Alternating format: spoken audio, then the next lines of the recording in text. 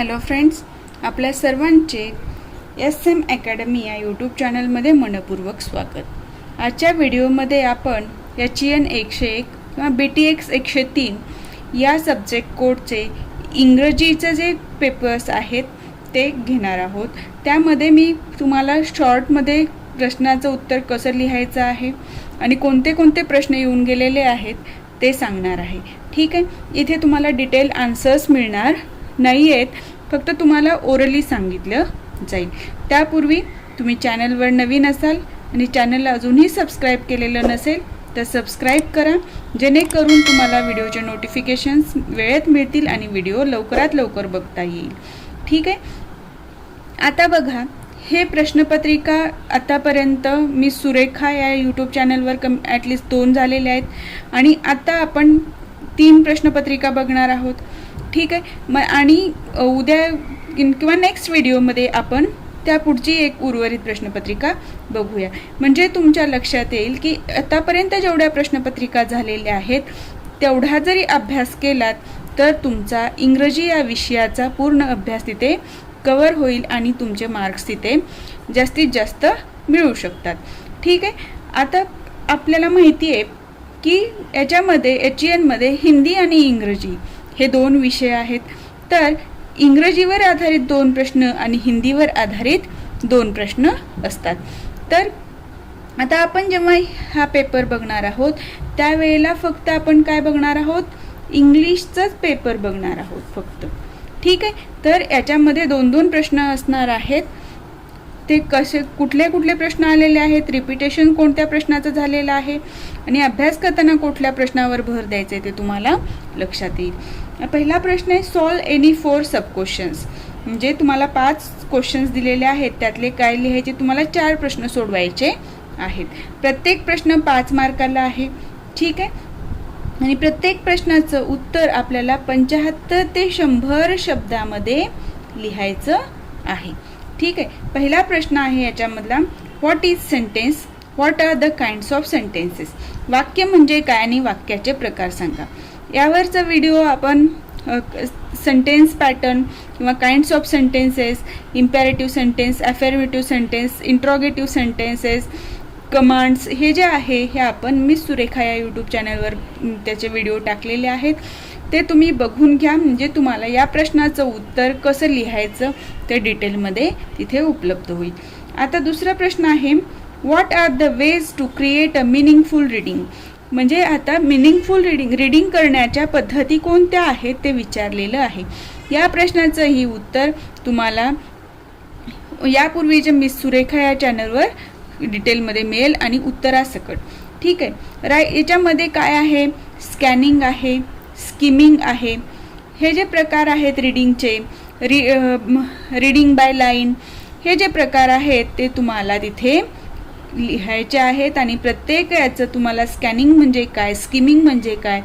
Scanning आपण एखादं पुस्तक खरेदी करताना कसं करतो, म्हणजे जस्ट चाळणी करतो की पुस्तक हे आपण वाचण्यायोग्य आहे का किंवा मला याची गरज आहे का, कोणते चॅप्टर आहेत हे ते तुम्हाला तिथे त्या पद्धतीचं ह्या रीडिंग टाईपचे प्रकार, ते रीडिंग टाईप काय आहे, त्याचा यूज कधी होऊ शकतो ते तुम्हाला लिहायचं आहे. ठीक आहे, तिसरा प्रश्न आहे, write a letter to your friend to invite for the wedding ceremony. इथे तुम्हाला काय करायचं आहे, लेटर रायटिंग विचारलेलं आहे.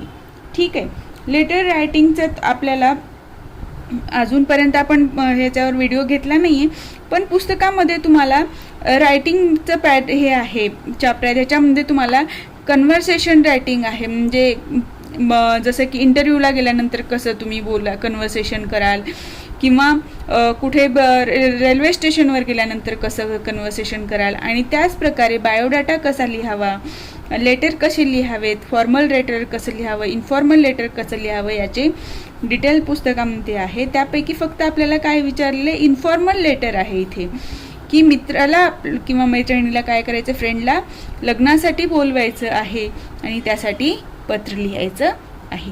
आपण यावर एक सेपरेट व्हिडिओ घेऊया. लेटर रायटिंगमध्ये ॲड्रेस कसं लिहायचा, कोणाला ॲड्रेस करायचे आणि मायना काय असावा ते आपण बघूया.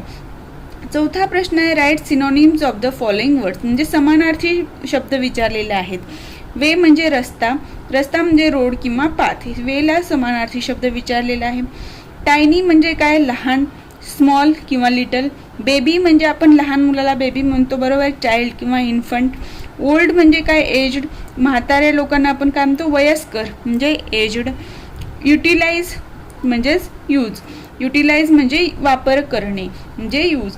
हे जे समानार्थी आणि विरुद्धार्थी शब्द आहेत, सिमिलर आणि अपोजिट मिनिंगचे, ते तुमचे पुस्तकात जो पार्ट आहे सिमिलर वर्ड्स आणि अपोजिट वर्ड्स, त्यातूनच आतापर्यंत प्रश्न आलेले आहेत.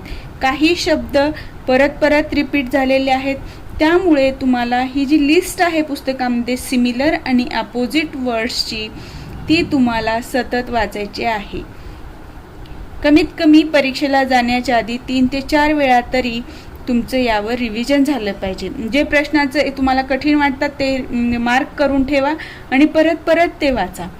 आणि या व्यतिरिक्त पुस्तकातले या समानार्थी आणि विरुद्धार्थी शब्दावर प्रत्येक परीक्षेमध्ये प्रत्येक वर्षी प्रश्न आलेला आहे. ह्याच्यावर येतात 5 मार्क, याच्यावर येतात 5 मार्काचे. म्हणजे तुमचं समानार्थी आणि विरुद्धार्थी शब्द यावरच तुम्हाला 10 मार्क मिळणे म्हणजे 10 मार्क मिळतातच असं म्हटलं तरी काही हरकत नाहीये. लक्षात आलं? त्यामुळे तुम्हाला आता लक्षात आलं असेल की तुम्हाला पुस्तकातले समानार्थी आणि विरुद्धार्थी शब्द पाठ करणं किती आवश्यक आहे. ठीक आहे. आता पुढचा प्रश्न आहे, what are the kinds of reading. तुम्हाला काय विचारलेलं आहे, वाचनाचे प्रकार किती व कोणते. आणि इथेच प्रश्न बघा याच्याशीच रिलेटेड आलेला आहे, what are the ways to create a meaningful reading. इथे अर्थपूर्ण वाचन कसं करायचंय, मग या पद्धती तुम्हाला इथे डिटेलमध्ये विचारले आहेत. रीडिंग म्हणजे scanning, skimming, read by word, reading through line. आणि इथे तुम्हाला ह्या वेज आहेत ह्याच्या रीडिंगच्या, आणि याच्यातनं तुम्हाला मिनिंगफुल म्हणजे अर्थपूर्ण वाचन कसं करायचंय ते तुम्हाला इथे उपयोजन करायचंय. ह्या ज्या पद्धती आहेत त्याचं उपयोजन कसं करायचं आणि अर्थपूर्ण वाचन कसं करायचं ते लिहायचं आहे. म्हणजे प्रश्नाचं उत्तर लिहिताना याच्यामध्ये जो पार्ट येणार आहे उत्तरात, तोच पार्ट याच्यामध्ये सुद्धा येणार आहे. फक्त इथे तुम्हाला पुढच्या त्या प्रत्येक प्रकाराच्या 2 ओळी जास्त लिहाव्या लागणार आहेत की त्याचा अर्थपूर्ण वाचनामध्ये उपयोग कसा करता येऊ शकतो. ठीक आहे. आता दुसरा प्रश्न बघा, सॉल्व एनी 4 सब क्वेश्चन्स. इथे काय करायचंय, तुम्हाला 4 सब क्वेश्चन सॉल्व करायचे आहेत. ठीक आहे. आता बघा, पहिला प्रश्न आहे, write a detail note on main kinds of tense. म्हणजे तुम्हाला काळाच्या मुख्य प्रकारावर इथे नोट लिहायला सांगितलेली आहे. काळाचे मुख्य प्रकार किती? 3, वर्तमान काळ, भूतकाळ आणि भविष्यकाळ.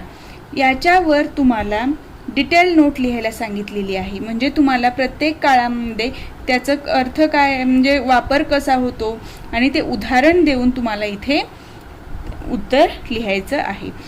जसं की सिंपल प्रेझेंट आहे, परत त्याचे उपप्रकार प्रेझेंट टेन्सचे, simple present tense, simple perfect present tense, perfect continuous tense किंवा प्रेझेंट कंटिन्युअस टेन्स. हे जे प्रकार आहेत ते तुम्हाला काइंड्स ह्याच्यामध्ये लिहायचे की याचे एवढे प्रकार पडतात, परत त्याचे उदाहरण द्यायचं आहे. म्हणजे तुम्हाला इथे 5 मार्क मिळू शकतात. ठीक आहे. आता दुसरा प्रश्न आहे, what is communication, what are the major kinds of communication. Communication म्हणजे काय आहे, संवाद. आपण एकमेकांशी जो बोलतो, एकमेकांना जे बोलतो ते काय आहे, कम्युनिकेशन आहे. ठीक आहे. आता ह्या कम्युनिकेशनचे प्रकार किती आहेत, what are the major kinds of communication. एकतर ओरल कम्युनिकेशन आहे, जे मी तोंडी तुमच्याशी बोलते ते, आणि एक आहे रिटन कम्युनिकेशन, जे मी तुम्हाला लिहून दाखवत आहे. ठीक आहे. म्हणजे हे जे मेजर काइंड्स ऑफ कम्युनिकेशन आहेत, जसं की ओरलमध्ये आपला येईल इंटरव्ह्यू येईल, ज्यामध्ये आपण जे काही प्रश्न विचारलेत त्याची उत्तरं देणार आहोत, किंवा मित्रमैत्रिणी भेटलेले आहेत तेव्हा फ्रेंडली जे बोलणं असतं आपलं, फ्रेंडली कम्युनिकेशन, ते काय येतं? ओरल कम्युनिकेशनमध्ये येतं. रिटनमध्ये काय येईल तुमचं? लेटर रायटिंग येईल. म्हणजे तुम्हाला जे काही म्हणायचं आहे ते तुम्ही कसं लिहिणार? पत्रा थ्रू लिहिणार, किंवा बायोडाटा पाठवला एखाद्या जॉबच्या ह्याच्यासाठी, रिझ्यूम पाठवलं, तर ते काय झालं? त्या व्यक्तीला तुम्ही, समोरच्या व्यक्तीला तुम्ही तुमच्याबद्दल माहिती देता, पण तिथे तुम्ही स्वतः प्रेझेंट असता का? नाही.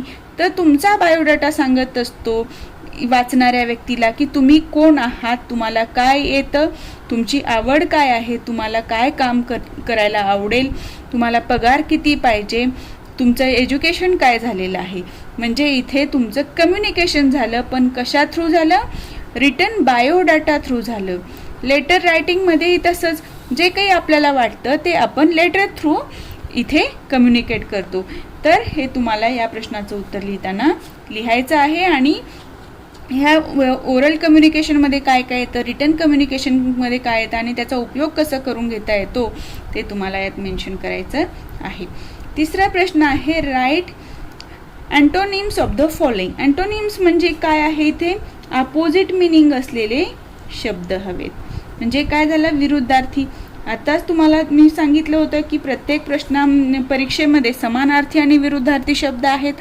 तर तुम्हाला ते शब्द वाचायचेच आहेत, तो भाग तुम्ही टाळायचा नाहीये. एम्प्टी म्हणजे रिकामा, ह्याचा विरुद्धार्थी शब्द काय येईल? फुल येईल. लाऊड म्हणजे जोरात, इथे काय येईल? स्लो येईल, कमी आवाजात. हॉट म्हणजे गरम, कूल किंवा कोल्ड येईल. ठीक आहे. आफ्टर म्हणजे आधी, बिफोर म्हणजे नंतर. फ्री म्हणजे काय आहे? मुक्त आहे, इथे काय येतं? क्लोज येऊ शकतं, जे बंधनात आहे. ठीक आहे. आता चौथा प्रश्न आहे, write an application for the post of lab assistant. तुम्हाला ॲप्लिकेशन लिहायचं आहे. कशासाठी? तुम्हाला लॅब असिस्टंटची नोकरी मिळावी यासाठी तुम्हाला पत्र लिहायचे. मग हे पत्र लिहिण्याचा प्रकार कुठल्या कम्युनिकेशनमध्ये येतो? रिटन कम्युनिकेशनमध्ये येतो. ठीक आहे. तर हे ॲप्लिकेशन कसं लिहायचं आहे ते तुम्हाला लक्षात, म्हणजे जसं आपण शाळेमध्ये बघा सुट्टी पाहिजे त्यासाठी काय करायचं? इथे कोपऱ्यामध्ये उजव्या बाजूला स्वतःचं नाव, कोणत्या वर्गात आहोत, दिनांक काय आहे तसं लिहायचं. तसंच तुम्हाला लिहायचं आहे, नाव आणि दिनांक. त्यानंतर कोणाला ॲप्लिकेशन करायचं आहे त्या व्यक्तीचा इथे ॲड्रेस करायचा आहे, आणि त्यानंतर विषय लिहायचा आहे, आणि त्यानंतर तुम्हाला त्या पोस्टमध्ये काय इंटरेस्ट आहे, तुमचं एज्युकेशन बॅकग्राऊंड काय आहे, आणि तुम्हाला त्या पोस्टची किती आवश्यकता आहे त्या नोकरीची ते तुम्हाला लिहायचं आहे, आणि तिथे ॲप्लिकेशन करायचं आहे. आता पुढचा प्रश्न आहे, ट्रान्सलेट इनटू मराठी. इथे काय? मराठीमध्ये भाषांतर करायचं आहे. I read dramas. मी काय वाचतो? नाटकं वाचतो. ड्रामाज म्हणजे काय? इथे नाटक. I study sincerely. Me sincerely म्हणजे काय म्हणते? मी सिन्सिअरली अभ्यास करतो, मी प्रामाणिकपणे अभ्यास करतो. Ramesh is a good cricketer. Ramesh चांगला क्रिकेटपटू आहे. Tomorrow is holiday. उद्या सुट्टी आहे. India is a secular nation. Bharat हा धर्मनिरपेक्ष राष्ट्र आहे. या पद्धतीने तुम्हाला याचं मराठीमध्ये भाषांतर करायचं आहे. ठीक आहे.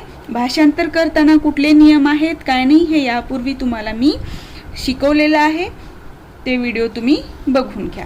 ठीक आहे. हा झाला एक पहिला प्रश्नपत्रिका जी जानेवारी 2018ची होती. आता आपण बघणार आहोत मे 2018ची प्रश्नपत्रिका. आता पहिला प्रश्न आहे, सॉल्व एनी 4 सब क्वेश्चन्स. इथे काय करायचं आहे? 4 सब क्वेश्चन्स दिलेले, 5 क्वेश्चन्स दिले, त्यातले 4 आपल्याला सोडवायचे आहेत. आता इथे काय झालेलं आहे बघा, ह्या प्रश्नपत्रिकेमध्ये जी HEN BTEX 101-103 मे 2018चा जो पेपर आहे त्यांच्या नजरचुकीनं, म्हणजे जो कोण पेपर किंवा प्रिंटिंग मिस्टेक असेल त्याच्यामध्ये सॉल्व एनी 4 सब क्वेश्चन्स सांगितलेलं आहे, आणि ABCDE असे क्वेश्चन्स दिलेले आहेत. आणि हा पहिला क्वेश्चन पूर्णतः 20 मार्कासाठी कन्सिडर केलेला आहे. पण आता मला सांगा, A to C transform the following sentences into negative without changing their meaning. हे काय करायचं, निगेटिव्ह सेंटेन्स बनवायचे, त्यांचा अर्थ न बदलता वाक्याचा. म्हणजे हे 3 प्रश्न 3 वाक्य जे दिले ते 5-5 मार्काला येणार आहे का? नाही, तर हे चुकून असा पेपर झालेला आहे. आता हे तुम्हाला मी आपल्या व्हिडिओमध्ये घेतलेलं आहे की विदाउट चेंजिंग मिनिंग तुम्हाला निगेटिव्ह सेंटेन्स कसं करायचं आहे. It is hard to imagine Indian cricket without Sachin Tendulkar. आता इथे काय येणार, विदाउट चेंजिंग मिनिंग म्हणलंय म्हणून इथे कुठल्या शब्दांचा वापर होणार आहे आपल्याला, अपोजिट मिनिंगचा. बरोबर आहे. It is not easy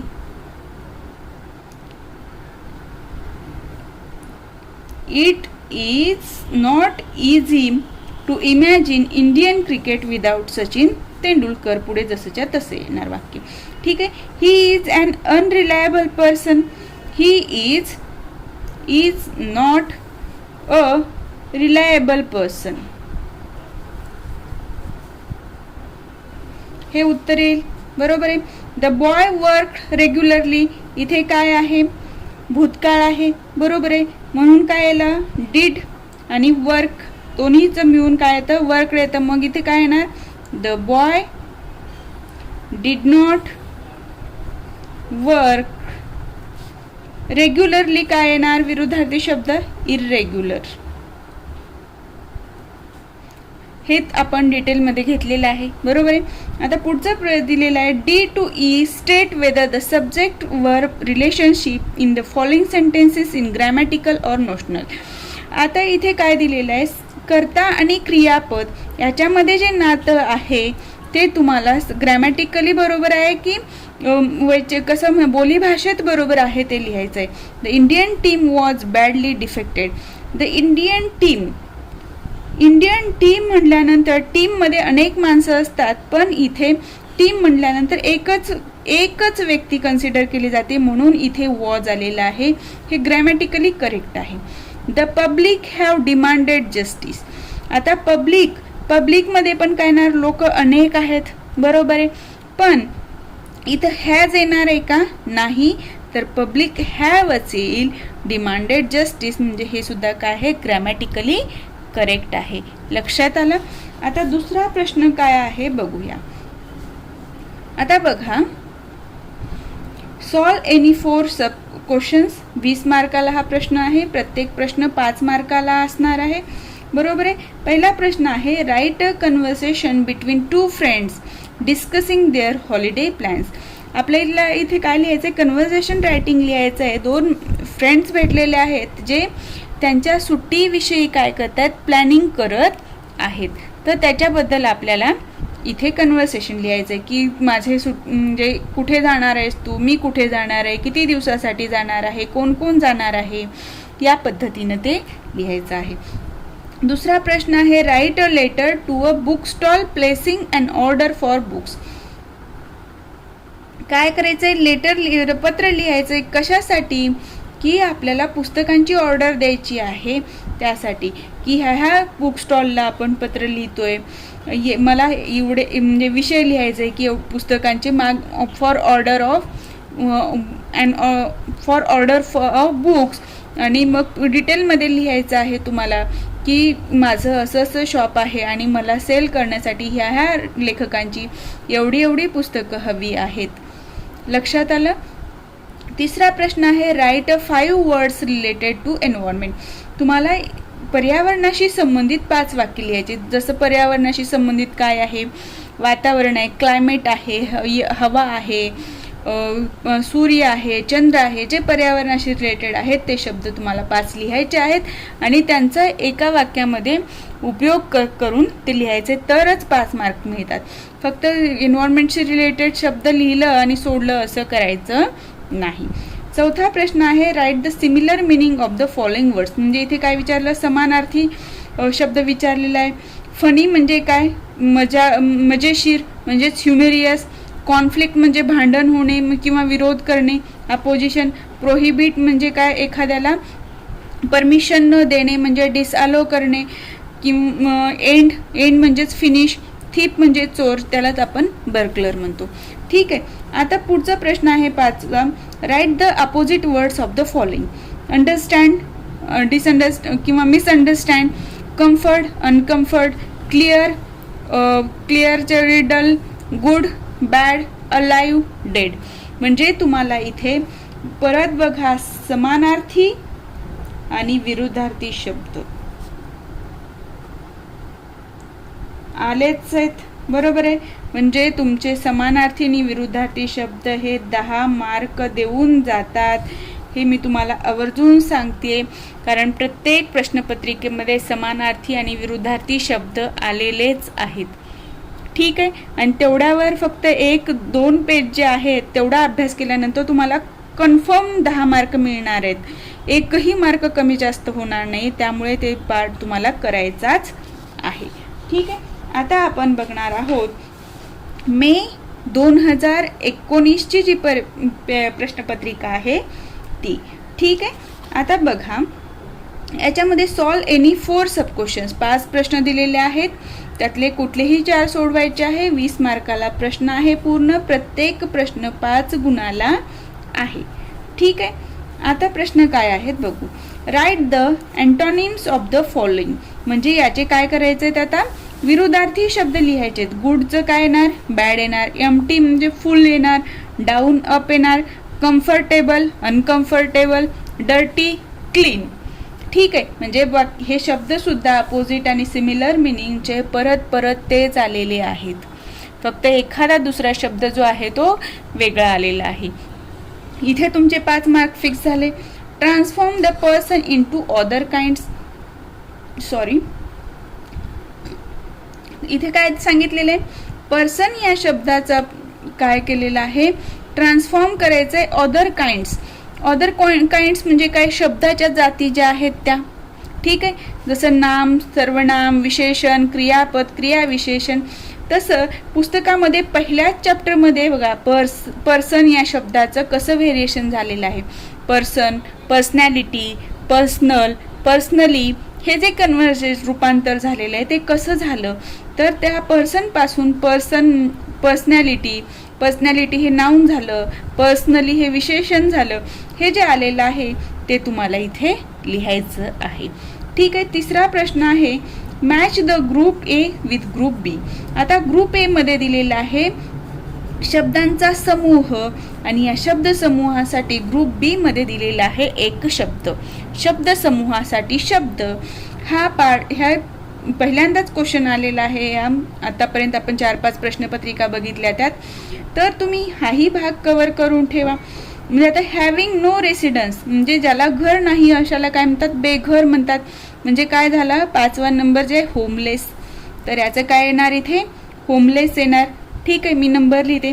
and amount of grain म्हणजे धान्य जे आहे त्याला काय म्हणतात, रास पडणे, त्याला काय म्हणतात, अँड अमाऊंट ऑफ ग्रेन. आता उरलं काय, हे क्रॉप, वॉटर, सो म्हणजे पेरणे, क्रॉप येईल इथे. ठीक आहे. आता to put seed in the ground म्हणजे to put seed in the ground म्हणजे जमिनीत बी टाकणे, त्याला काय म्हणतात, पेरणी करणे, त्याला काय म्हणतात, सॉ. टू पोर वॉटर ऑन प्लांट्स म्हणजे पाणी देणे, त्याला काय म्हणतात, water. Grass cut and dried for use जे काही गवत आपण कट करतो आणि त्याला वाळवून ठेवतो त्याला काय म्हणतो, हे म्हणतात. वाळलेल्या गवताला काय म्हणतात, हे म्हणतात. तर तुम्हाला हे शब्द वाक्य जसेच्या तसे शब्दाचा समूह लिहायचा आणि त्याच्या पुढे याला काय म्हणतात ते लिहून हॅव्हिंग नो रेसिडन्स म्हणजेच होमलेस, याच्या पुढे तुम्हाला होमलेस लिहायचं आणि त्याला अंडरलाईन करायचं आहे आणि त्यानंतर तुम्हाला काय करायचं आहे, तिथे फुल स्टॉप द्यायचा आहे. म्हणजे त्या पद्धतीने तुम्हाला उत्तर लिहायचं. लक्षात आलं. आता पुढचा प्रश्न आहे what is sentence, how is it constructed. वाक्य म्हणजे काय आणि वाक्याची रचना कशी होते, तर सब्जेक्ट, वर्ब, ऑब्जेक्ट ही जी वाक्याची रचना आहे. मग सिंपल सेंटेन्समध्ये कशी होते, मग त्याच्यामध्ये कॉम्प्लिमेंटरी सेंटेन्स कसं येतं याबाबत आपण व्हिडिओ घेतलेला आहे मिस सुरेखा या यूट्यूब चॅनलवर. ते व्हिडिओ बघा म्हणजे तुम्हाला ह्या प्रश्नाचं उत्तर डिटेलमध्ये देता येईल. ठीक आहे. आता 5वा प्रश्न आहे fill in the blanks choosing proper suffix. प्रत्यय इथे विचारलेला आहे, योग्य प्रत्यय निवडायचा आहे. प्रत्यय म्हणजे काय, शब्दाच्या नंतर जे हे येतं म्हणजे जोडलं जातं शब्दाला, त्याला काय म्हणतात, सफिक्स म्हणतात. शब्दाच्या नंतर, शब्दाच्या अगोदर जर जोडलं गेलं तर त्याला काय म्हणतात, ॲफिक्स म्हणतात. ठीक आहे. तर हे जे वाक्य दिलेले आहेत त्यामध्ये तुम्हाला सफिक्स प्रॉपर यूज करायचं आहे. Sujit study hard. सुजित काय आहे, ही आहे, बरोबर आहे, म्हणजे मुलगा आहे म्हणून ही घेतलं. हीच्या पुढे काय येतं, यस वाला डज येतं, बरोबर आहे. म्हणजे Sujit studies, STUDIES, Sujit studies hard. Narayan विशेष, WISHES, विशेष राम फॉर न्यू इयर. नारायणने काय केलं, नवीन वर्षाच्या रामला शुभेच्छा दिल्या. राहुल प्लेज, यस येणार, Rahul pledge hockey. Narayan runs fast. ठीक आहे. Sumit catches the ball. बघा इथे दिलेलं काय, 1 2 3 4 5, वाक्य पण 5. 2 वेळा यस दिलेला आहे, 2 वेळा यस आलं, 2 वेळा ES दिलेलं आहे, 2 वेळा ES प्रत्यय आला आणि 1 वेळा IES आहे, 1 वेळा IES प्रत्यय आला. लक्षात आलं. ह्या पद्धतीने तुम्हाला हे प्रश्न सोडवायचे. दुसरा प्रश्न आहे सॉल्व एनी 4 सब क्वेश्चन्स. आता दुसऱ्या प्रश्नातले 4 कोणतेही सोडवायचे. तर पहिला आहे describe the examples the type of sentences. म्हणजे तुम्हाला इथे काय दिलेलं आहे, वाक्यांचे प्रकार लिहायचे आहे. कशा सकट, एक उदाहरणं द्यायचे, उदाहरणाच्या आधारे तुम्हाला वाक्याचे प्रकाराचं वर्णन करायचं इथे आहे. ठीक आहे. What is communication, what are its aspects. म्हणजे बघा याच्यात हा पण प्रश्न परत परत रिपीट झालेला आहे. व्हॉट टाईप्स ऑफ सेंटेन्सेसवर, कम्युनिकेशनच्या टाईपवर, आणि इथे विचारले ॲस्पेक्ट काय आहेत, कम्युनिकेशन करण्याचे उद्देश काय आहेत, किंवा ते कुठल्या प्रकारे करता येतात. तिसरा प्रश्न आहे create a conversation between you and your friend in a garden in the morning. म्हणजे कन्व्हर्सेशन रायटिंगवर सतत प्रश्न आलेला आहे, त्यामुळे तुम्हाला कन्व्हर्सेशन रायटिंगवर भर द्यायचा आहे. ठीक आहे. Prepare an application letter for the post of manager in hotel Taj Nagpur. बघा परत आलं ॲप्लिकेशन, जॉब ॲप्लिकेशन. तिथे काय होतं, तुम्हाला एक वेगळा जॉब प्रोफाईल दिलं होतं, इथे काय दिलेलं आहे, मॅनेजरच्या पोस्टसाठी द्यायचे हॉटेल ताज नागपूर येथे. म्हणजे इथे तुम्हाला मेन्शन केलेलं आहे कुणाला, कशासाठी तुम्हाला कुठल्या ठिकाणच्या हॉटेल ताजसाठी हे करायचं आहे. तर तिथे तुम्हाला ॲड्रेस लिहिताना नागपूरचं नाव आलं पाहिजे. ठीक आहे. ते मेन्शन केलेलं आहे प्रश्नामध्ये, त्यामुळे तिथं ते आलंच पाहिजे. ओके. आता 5वा प्रश्न काय आहे बघा, write the meaning of the following. हे जे शब्द दिलेले आहेत त्याचा आपल्याला काय करायचं आहे, मराठीमध्ये अर्थ लिहायचं आहे. Write Marathi meaning of the following.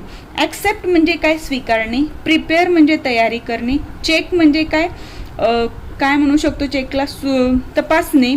Render म्हणजे काय आहे, तर प्रस्तुत करणे किंवा प्रेझेंटेशन जे करणं आहे त्याला रेंडर म्हणतात. नॉईज म्हणजे काय आहे, आवाज. म्हणजे हे जे शब्द आहेत त्याचं आपल्याला काय करायचं आहे, मराठीमध्ये मिनिंग द्यायचं आहे. शब्द लिहा आणि त्याच्या पुढे मराठीमध्ये अर्थ लिहा. ॲक्सेप्ट म्हणजे काय, स्वीकारणे. फक्त 1 नंबर टाकून तसंच लिहू नका. म्हणजे काय होतं, उत्तर लिहिताना कन्फ्यूज व्हायला नको की याचा नंबर दुसरीकडे गेला आणि तिसरंच काहीतरी लिहिलं. म्हणजे त्यामुळे आपले ॲक्युरेसी अशा प्रकारचे, म्हणजे एखादा शब्द आहे तर ते लिहिण्यासाठी जास्त वेळ जात नाही आणि आपली ॲक्युरेसी वाढते. या पद्धतीने आपण आतापर्यंत जे प्रश्न आलेले आहेत त्या प्रश्नपत्रिकेच्या मदतीने आपल्याला कोणत्या म्हणजे कंटेंटवर भर द्यायचा आहे ते आपण बघितलेलं आहे. मी ज्या पद्धतीने तुम्हाला सांगितले त्या पद्धतीने जर तुम्ही अभ्यास केलात तर तुम्हाला हमखास 40 मार्काचा जो तुमचा पेपर असणार आहे इंग्रजीचा, त्याच्यामध्ये 30+ मार्क्स मिळतीलच. ओके. आज आपण इथेच थांबूया. नेक्स्ट व्हिडिओमध्ये आपण पुढचा पार्ट कव्हर करूया. तुम्हाला जर माझा हा व्हिडिओ आवडला असेल तर व्हिडिओला लाईक करा. चॅनलवर नवीन असाल तर चॅनलला सबस्क्राईब करायला विसरू नका.